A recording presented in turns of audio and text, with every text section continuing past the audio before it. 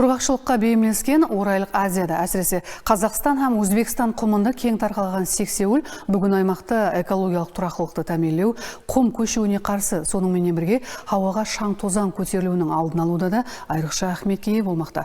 Президентіміздің басламасымен Қарақалпақстан аймақтарында осы күнге шекем егілген сексеуіл нәлелері шаң һәм дұз бораларын азайтуға тикар болып отырғаны пікірімізге мысал бола алады. Қарақалпақстан Республикасы Жоғарғы Кеңесі басшылығының тапсырмасымен Жасыл Макан ұлы мәміле жойбары шеңберінде республикамыз аймақтарында бұл бағдардағы жұмысларды кең көлемлі әмелге асыру лажары давам етіп жатыр.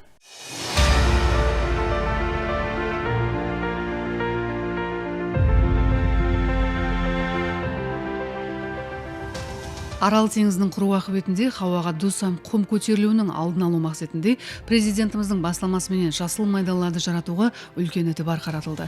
Нәтижеде миллионлап гектар жерлерге сексеуіл һәм басқа да шөлге шыдамлы өсімдіктер егіліп, шөл зоналары жасыл қапламаларға айландырылды. Һәмде миллионлаған тоннаға шекем шаң тозаңлардың хауаға көтерілуінің алды алынбақта.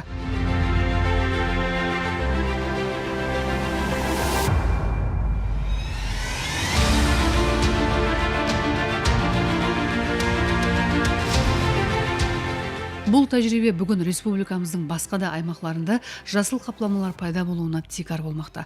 Қарақалпақстан Республикасының құмлы аймақтарындағы автомобиль жол бойларында құм көшуінің алдын алу, экологиялық орталықты сақлап тұру, жасыл аймақтарға айландыру мақсатында Қарақалпақ жол көклемзарластыру мемлекеттік шөлкемі тарапынан 2020-2025 жылдар аралығында ұлыма пайдаланудағы А380 Ғұзор-Бұхара Нөкіс-Бейнеу автомобиль жол бойларының 703 километрінен 750 километр аралығына 136 мыңнан астам сексеуіл нәлелері егілді. Бұл бағдардағы жұмысларды кең көлемде давам еттіру мақсатында Қарақалпақстан Республикасы Жоғарғы Кеңесі басшылығының тапсырмасымен Жасыл Макан ұлы мәміле жойбары шеңберінде А380 Ғұзор-Бұхара Нөкіс-Бейнеу автомобиль жоллары һәм Нөкіс-Міскін теміржол бойларына сексеуіл нәлін һәм тұқымларын егу жұмыслары белгілеп берілген. Бұл жұмысларға Қарақалпақ жол көклемзарластыру мемлекеттік шөлкемі, Нөкіс қаласы һәм район хакімліктері менен біргелікте белгіленген аймақтардан жамы 34 арнаулы техникалар жәрдемінде 13 мың гектардан астам жер майдалары егіске даярланып, сексеуіл тұқымлары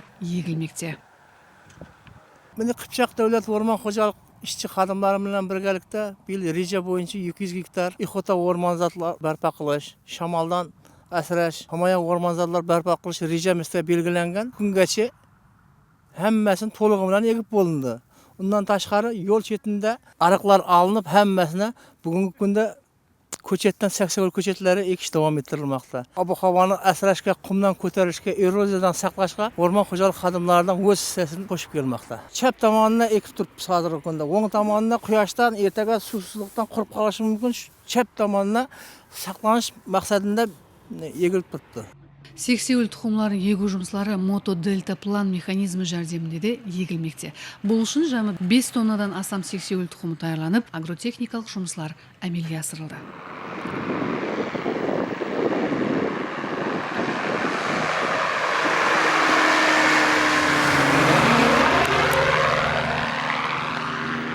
Егу жұмысларында көріп тұрғанымызда дельта-план механизмінен егу жұмысларды алып барылып жатырыпты. Нөкіс қаласынан шыға берістегі бройлер посты дейміз, екі орталық толық жұмақланды. Дельта планмен сеудің мақсаты бұл өнімдарлы болып есеплануы набатқа алып, 100 метрге жекемге кеңлікті қамтып алғанлығы себеплі бұл өнімдарлы болып есепланады. Бұл дельта план күніге орташа есеппен хауа райының жақсы болуына, самал болмауы тикарында 3000 гектарға жекем жұмыслар, егу жұмысларын алып барса болады екен.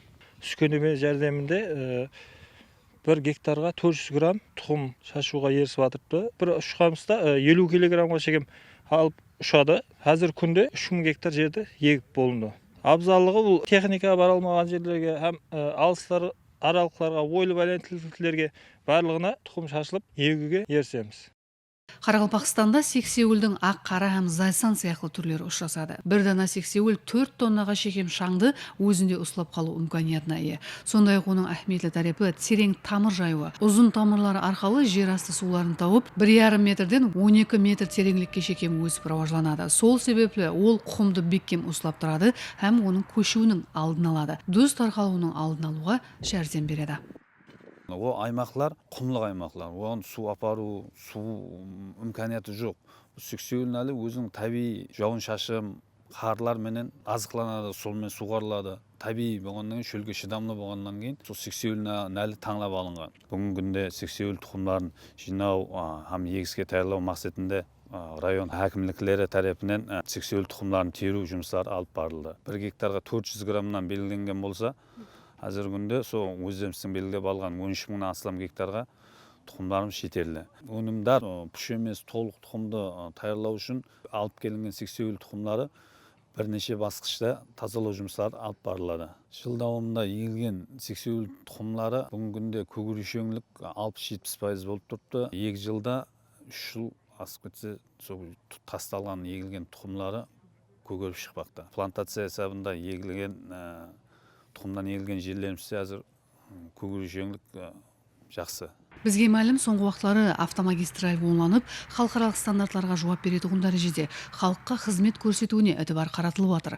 Осындай бір пайтта оның екі бойына егіліп атырған сексеуіл тұқымлары өз нәубетінде құмның көшуінің, әрекетленуші автомобильдердің құмлы бораларға ұшырауының алдын алады. Пайда етіліп атырған жасыл қапламалар экологиялық тұрақтылықты тәмелеудегі жасыл қалқан вазипасын атқарады. Ең басылысы бұл бағдардағы жұмыслар еле дауам етеді.